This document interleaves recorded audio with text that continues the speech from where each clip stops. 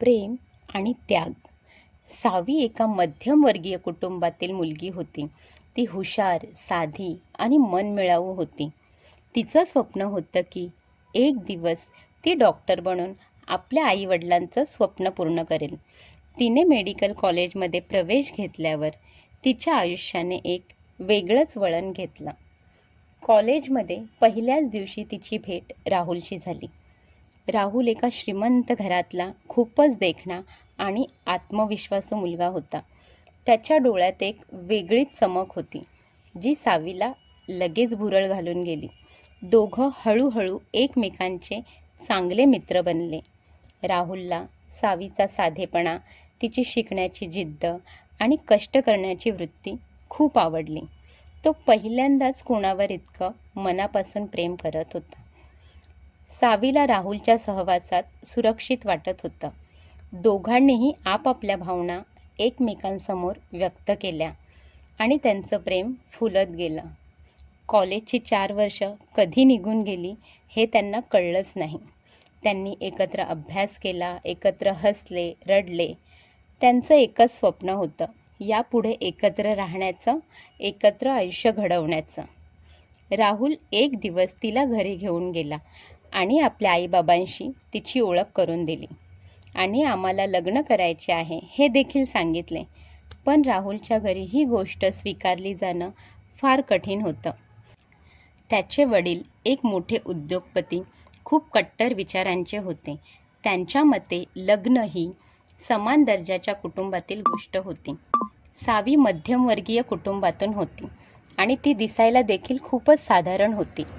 त्यामुळे त्याच्या वडिलांनी या लग्नाला परवानगी नाही दिली.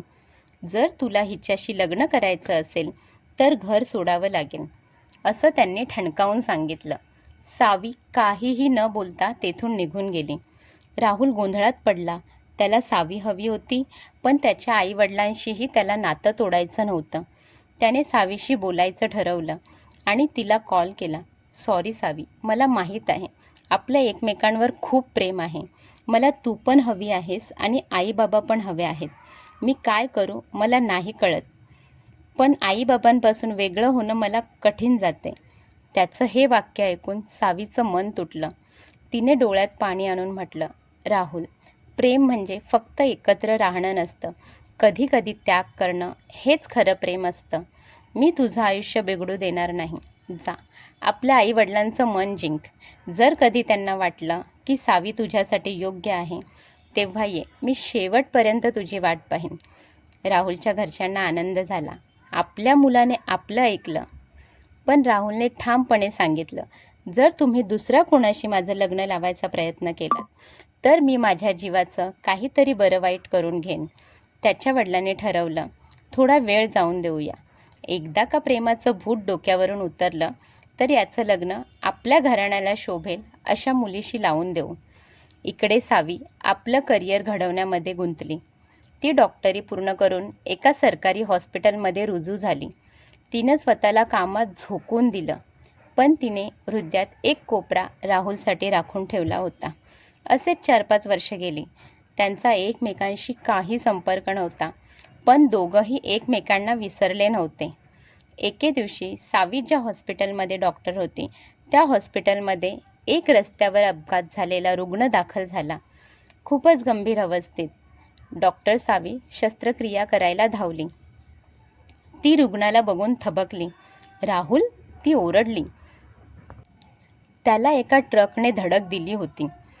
डोक्याला बराच मार लागलेला होता आणि रक्तस्राव सुरू होता.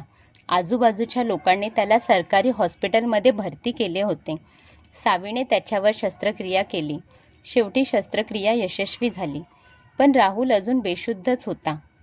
राहुलच्या घरच्यांनी सावीचे आभार मानले आणि तिची माफीसुद्धा मागितली आणि हेही सांगितले की या 5 वर्षात राहुलने एकाही मुलीशी लग्न करायला होकार दिला नाही. 2 दिवसांनी त्याला शुद्ध आले. समोर सावीला पाहून त्याच्या डोळ्यात पाणी आलं. सावी, तू? हो, मीच, तुझी डॉक्टर, ती हसत म्हणाली. त्यानं तिचा हात हातात घेतला आणि त्याच्या डोळ्यातले अश्रू थांबतच नव्हते.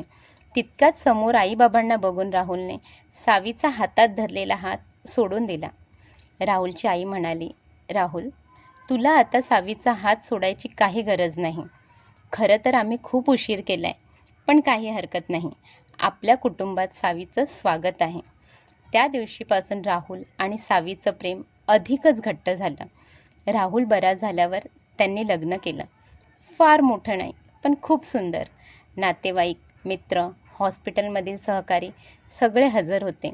लग्न मंडपात सावी आणि राहुल एकमेकांच्या डोळ्यात पाहून हसत होते, कारण त्यांच्या प्रेमाने वेळ, अंतर आणि परिस्थितीला हरवलं होतं. ही एक अशी प्रेम कहाणी आहे जी केवळ एकत्र राहण्यापुरती मर्यादित नव्हती. त्यात त्याग होता, समजूत होती आणि सर्वात महत्त्वाचं म्हणजे एकमेकांवर न संपणारा विश्वास होता. प्रेम म्हणजे केवळ गुलाबाची फुलं आणि भेटवस्तू नव्हे, तर कठीण प्रसंगी एकमेकांना समजून घेण्याची तयारी हीच या कथेची खरी शिकवण आहे. धन्यवाद.